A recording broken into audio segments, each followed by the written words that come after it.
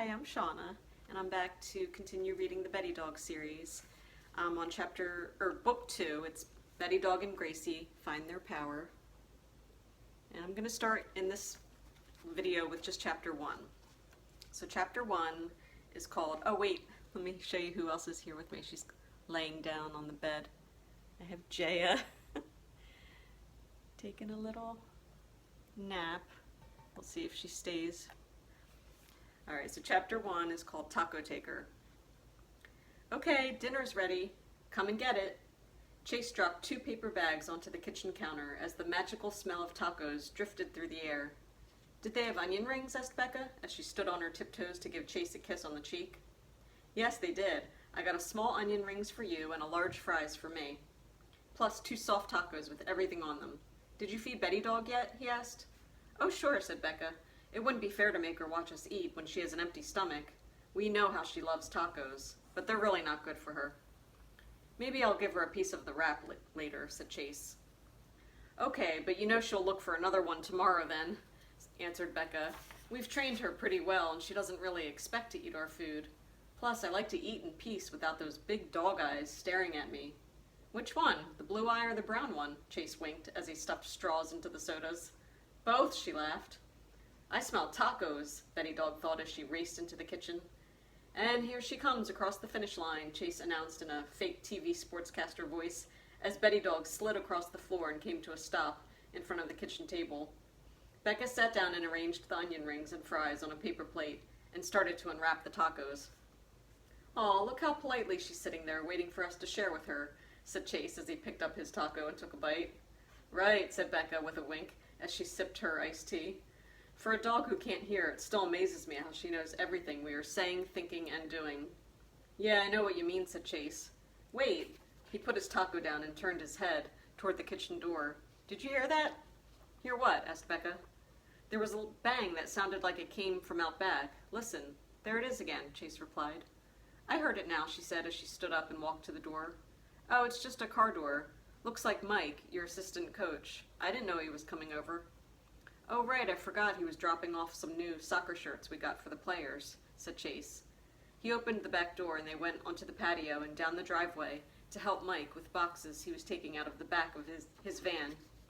Let's put them in the garage, said Becca. I don't want all those boxes in the house. Sure, smiled Mike as he grabbed a net full of soccer balls. I have a lot of equipment I need to store here too, if you don't mind. Then Mike and Chase started bringing the equipment into the garage while Becca moved boxes around to make space. Meanwhile, back in the house, Betty Dog watched through the kitchen door window as they moved back and forth from the van to the garage.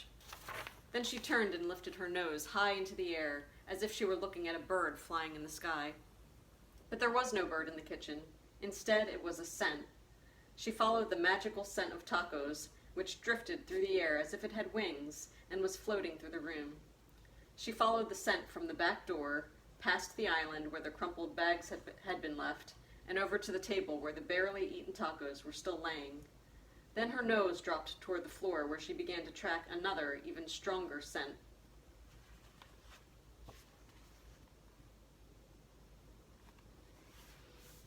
Yes, she thought. Chase dropped a fry.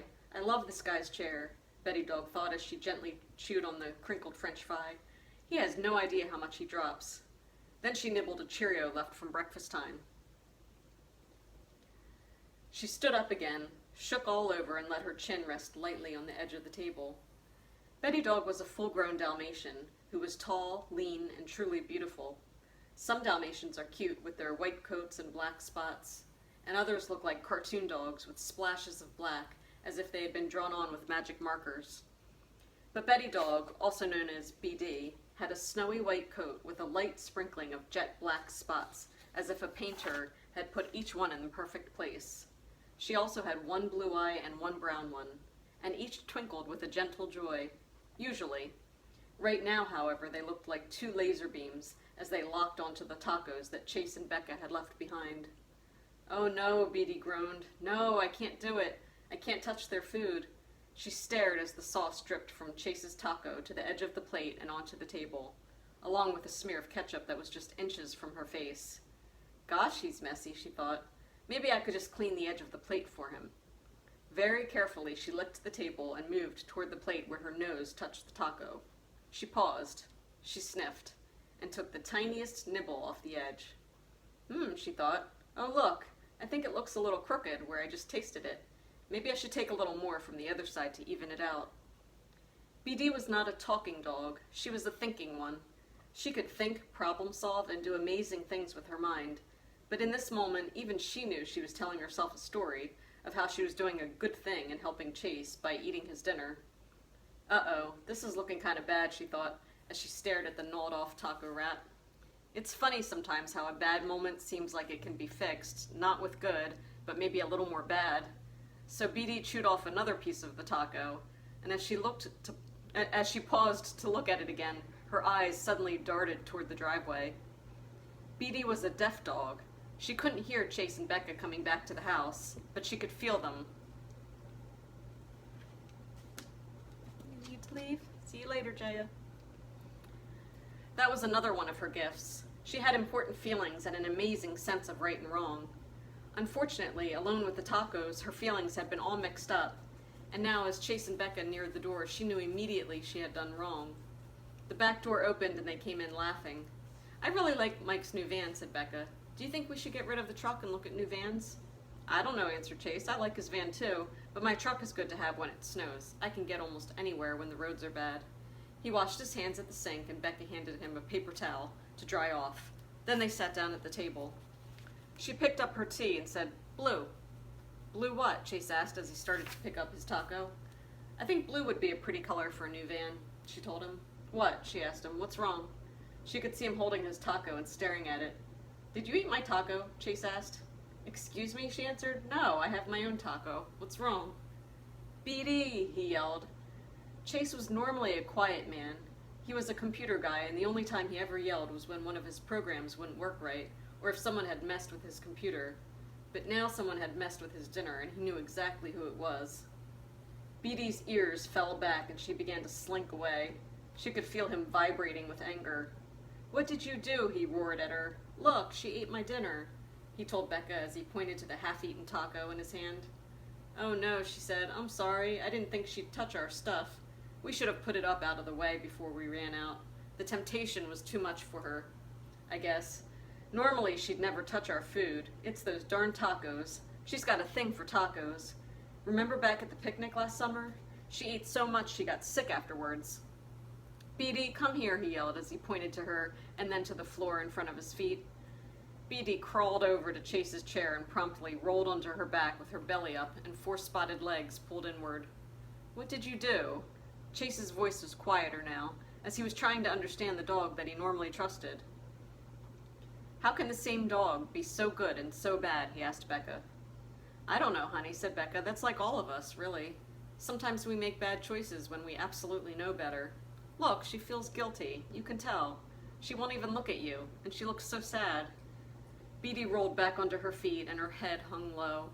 Her eyes were so squinty they were almost closed, but at the same time she looked like she was trying to smile at him. Then why is she smiling? Does she think it's funny? He asked. No, it's a Dalmatian thing, but I've never seen BD do it. Some of them smile like that if they think you're upset with them. I read it on a Dalmatian website, she told him. Becca was right. BD was almost paralyzed by shame. She could barely move as the sadness wrapped around her like a black cloud. Suddenly, the smell of tacos made her feel weak and sick. It's okay, BD, sighed Chase, as he reached out and patted her head. You were wrong to take my food, but I was wrong to leave it right in front of your face. I forgive you. Go lay down. Aw, that was nice, said Becca, who had cut her taco in half, and gave it to Chase.